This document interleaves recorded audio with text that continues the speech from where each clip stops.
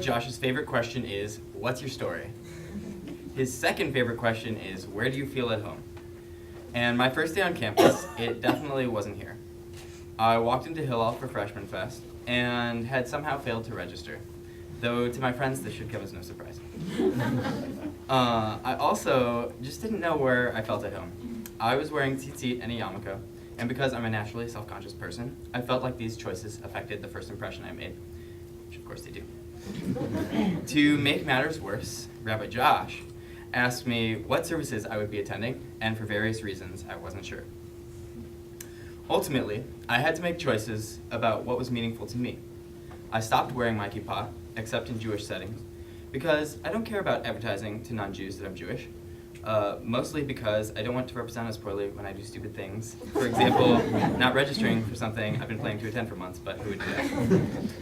However, I kept wearing my tzitzit tucked in because it's a personal reminder of my commitment to fulfilling mitzvot. And I daven in the conservative minyan because, hey, I like singing, and I like doing it in Hebrew.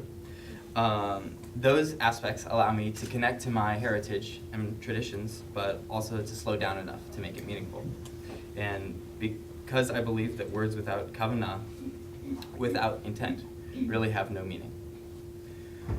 My time in the Northwestern Jewish community has helped me realize what is meaningful not only in a Jewish building, but in my daily life, although more and more of my daily life has been spent in Jewish buildings.